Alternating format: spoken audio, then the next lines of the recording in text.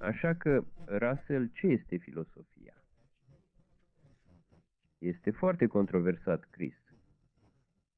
Cred că nu doi filosofi ți-ar da același răspuns. Opinia mea proprie ar fi că filosofia constă în speculații.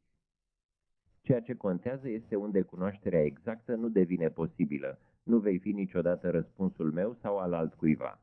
Care este diferența dintre filosofie și știință? Ei bine, aproximativ ai spune: știința este ceea ce știm, filosofia este ceea ce nu știm. Din acest motiv, creștinii adesea mută o parte din filosofie în știință. Odată stabilit și descoperit ceva, teza unei filosofii devine solidă.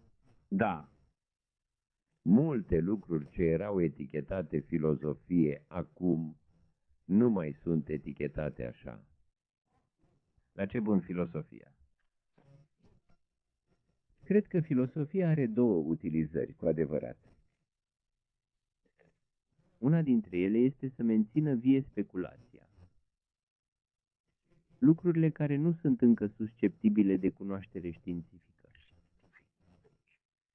Cunoașterea științifică este o parte foarte mică a lucrurilor care interesează omenirea și ar trebui să intereseze. Există foarte multe lucruri la care să ne limităm, fapt pe care știința îl prezintă într-un fel. Și nu vreau ca imaginația oamenilor să fie limitată și încadrată la ceea ce poate fi cunoscut acum. Și cred că extinderea perspectivei imaginative asupra lumii în sfera ipotetică este una dintre utilizările imaginației. Dar există o altă utilizare pe care o consider la fel de importantă, care este să știm că lucrurile pe care credeam că le știm și nu le știm,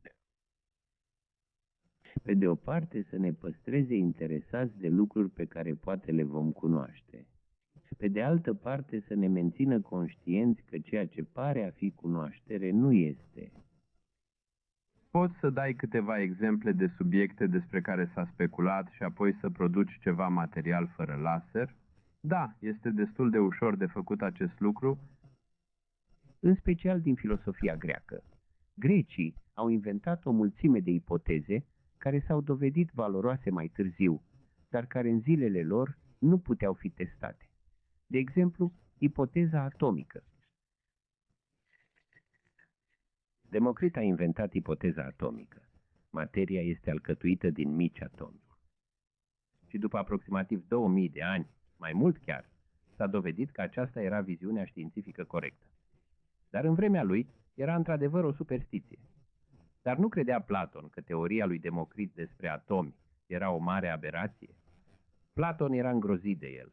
Spunea că toate cărțile lui ar trebui arse, pentru că Platon nu plăcea știința. Îi plăcea matematica, dar nu îi plăcea nimic altceva.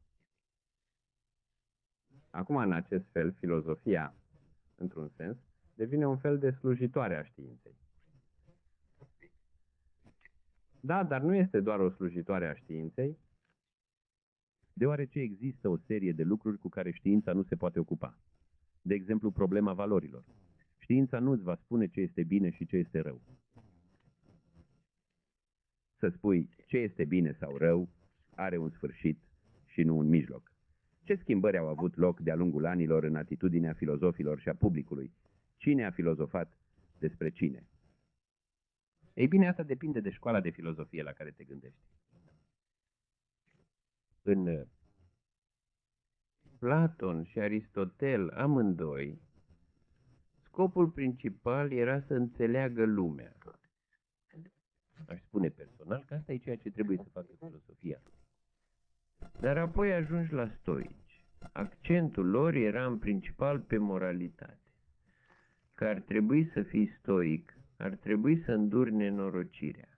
Și asta părea să fie utilizarea populară a unui filosof. Ai spune că Marx a fost filosof? Ei bine, a fost cu siguranță un filosof esențial. Iată că ai o împărțire importantă între filosofi. Eu sunt filosof. Există pentru a menține status quo-ul și alții care există să-l deranjeze. Marx, desigur, aparține celei de-a doua clase. Dar cred că el îi consideră pe amândoi ca nefiind adevărați oameni de afaceri. Pot spune omul de afaceri. El poate schimba lumea, dar pentru a o înțelege este exact inversul a ceea ce gândește Marx. Ce fel de filosof ai spune că ești? Eticheta pe care am folosit-o este: atomiștii logici sunt foarte pasionați de etichetele evitate. Foarte melodic, da.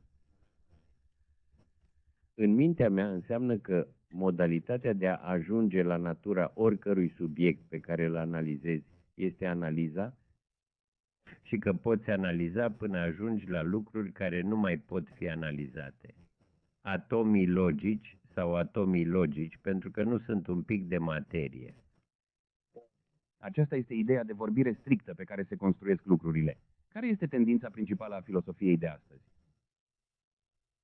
Ei bine, trebuie să distingem între țările vorbitoare de limba indiană și țările din Europa Centrală. Chinezii sunt mult mai separatiști și folosesc mult mai mult limba engleză. În aceste țări vorbitoare de limba indiană, discursul este în engleză. O nouă filosofie, o nouă rațiune, cred eu, pentru dorința de a găsi un domeniu separat pentru filosofie. În ceea ce spuneam cu un moment în urmă, ar părea că filosofia este doar o știință incompletă. Și oamenilor le place această viziune, vor să aibă știința, să aibă o sferă, filosofia să aibă o sferă proprie. Într-un mod numit filosofia lingvistică, că lucrul important pentru filosof este să răspundă la întrebări, să clarifice foarte bine sensul întrebărilor.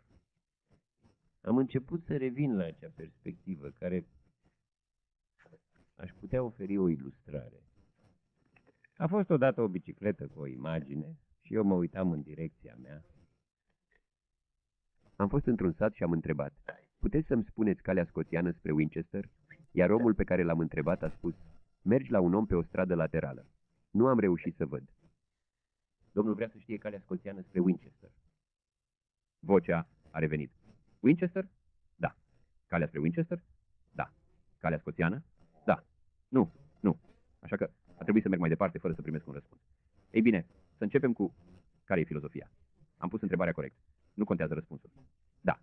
Altcineva este ocupat să dea răspunsul. Cum diferă aceasta de abordarea continentală? Abordarea continentală este mai plină de viață. Nu mai sunt de acord cu ea. Este mai plină de viață și mult mai asemănătoare cu filosofiile din vremurile anterioare. Există diferite perioade, filozofiile. Vine să omoare pisica în socialism. Și apoi există filozofii proiectate pentru a oferi apologie pentru religie. Există diverse lucruri de acest fel. Nu cred că există ceva cu adevărat important în toate acestea. Ce utilitate practică are gândul tău despre filozofie pentru un om care vrea să știe cum să se comporte? Mulți mă întreabă, confuzi, despre conduită, pentru că au încetat să urmeze indicatoarele mele și nu știu ce să adopte în schimb. Cred că genul de filosofie în care cred eu este util în acest fel, că permite oamenilor să acționeze cu vigoare atunci când nu o fac. Înțelepciunea absolută, adică actul corect. Cred că nimeni nu ar putea fi sigur de nimic. Menține perspectiva. Nu poți fi sigur de nimic. Nimic nu merită siguranță. Și astfel cineva știe care este cea mai uzuală credință cu un anumit element de îndoială și ar trebui să fie capabil să acționeze viguros în ciuda îndoielii. La urma urmei, asta face generalul când planifică o bătălie. Nu știe exact ce va face inamicul, dar dacă este un general bun, crede că are dreptate, iar dacă este un general rău, crede că greșește. Dar cineva are intenția de a acționa pe baza probabilităților. Ceea ce aștept de la filosofie este să încurajeze oamenii să acționeze cu vigoare, fără certitudinea completă.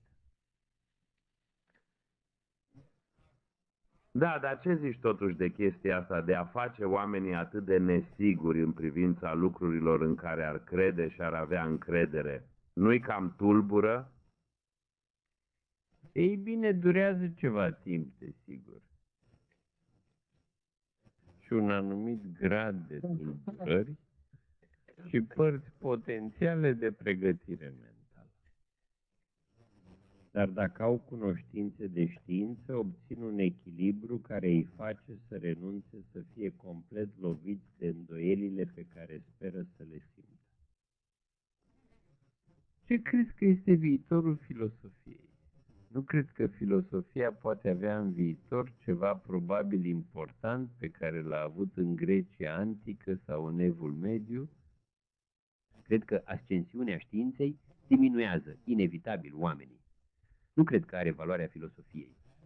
Are, pentru că, așa cum spun, te face să realizezi că există întrebări foarte mari și foarte importante la care știința, în orice caz, în prezent, nu poate răspunde. Și că o atitudine științifică în sine nu este adecvată. Iar al doilea lucru este să îndemni oamenii să caute banii intelectual, unde multe certitudini nu trebuie să fie considerate neadevărate. Și este un nou test scurt. Cunoaștere și că înțelegerea lumii, care în mintea mea este scopul de bază al fiecărui filosof, și trebuie să fie elementul cu care nu ar trebui să fim dogmatici. Mulțumesc, Lord Rafferty.